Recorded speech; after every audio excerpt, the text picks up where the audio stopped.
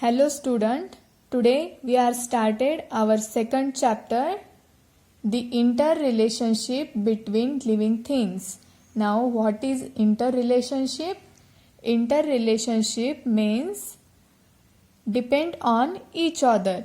For example, animal are depend on plant, we people are depend on our nature. We get everything from our nature or our environment. So in this chapter we learn how human, plant and animal are related to each other. Now here we have to solve a riddle. An age-old tree with a thick strong trunk gives deep dark shade from the scorching sun. Like an old man's beard with many strands, it has a ropes for swinging from every branch. Let's see this picture and tell me which is this tree. This is banyan tree. Now the next plant in our surrounding are useful to us in different ways. The names of some plant are given below. For what purpose do we use their leaves? Here some plant name is given. First, betelvine, flame of the forest, that means palas, fenugreek means methi, vasaka means adulsa, curry leaf plant. These all plant are used for medical purpose. So this plant is very useful for us. Now the next topic, the needs of living things are met in their environment. Student, as you know, human are some basic need like food, water, cloth, air, shelter. These all things are met in our environment. All living things need food, water and air. They are all fulfilled in environment, but there are some differences in their need. For example, elephant need more water at one time than a mouse drink in a whole day. That means what? That means mouse drink a water in a whole day. That is not sufficient for elephant. They need more water. Now, if fish leave the water, will they be able to live on land? No, they will not able to live in land because they will die.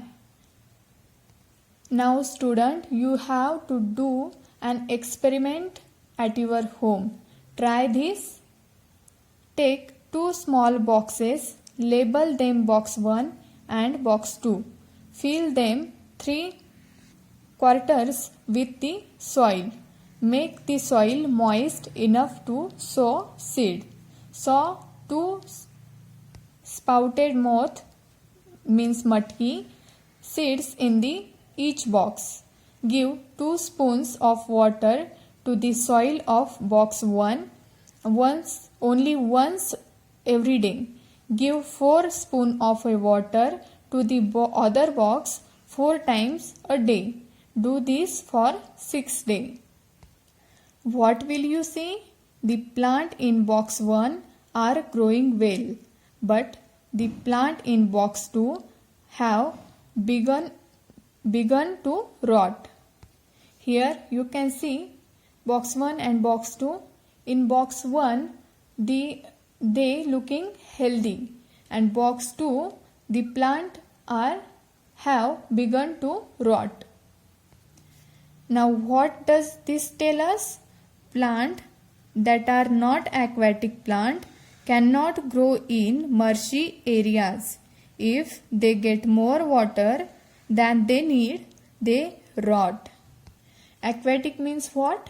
The plant that are in water. Any type of a living thing will be found only where all its needs are fulfilled.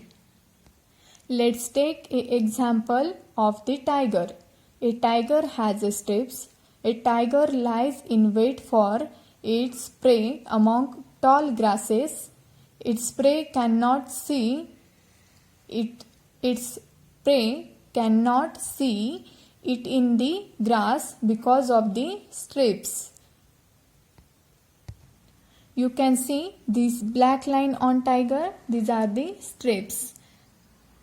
When this tiger hide on the grasses, it cannot be seen because of these strips, this black line.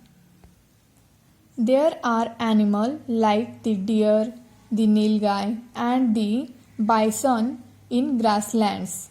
When the tiger is hungry, it can feed on them. For a tiger, there also need to be a water hole nearby which never dries up even in the summer. There must also be dense vegetation, tall grasses or cave in hills or mountain.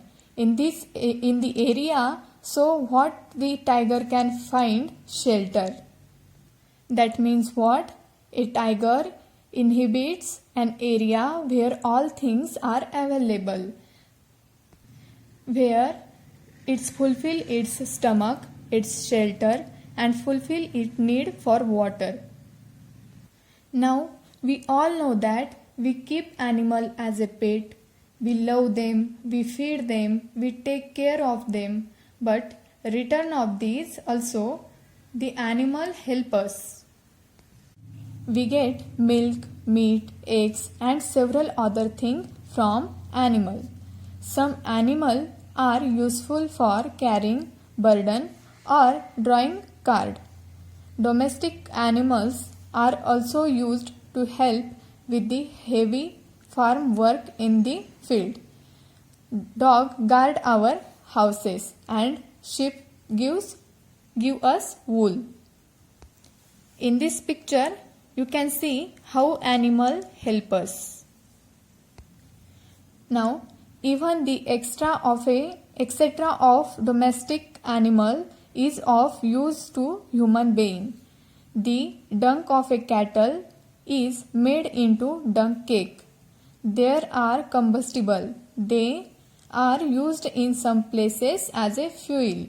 When they burn, they give out smoke. A combustible gas called gobar gas is also obtained from cattle dung. That is used as a fuel. It burns without smoke. Cattle dung is also used for plastering mud houses. In the villages we have mud houses and the cattle dung is used for plaster the houses. Manures made from cattle dung and sheep pellets are good for plant. Farmers use them for growing crops. Now we are stop here. The remaining part I will teach you in next lecture. Thank you.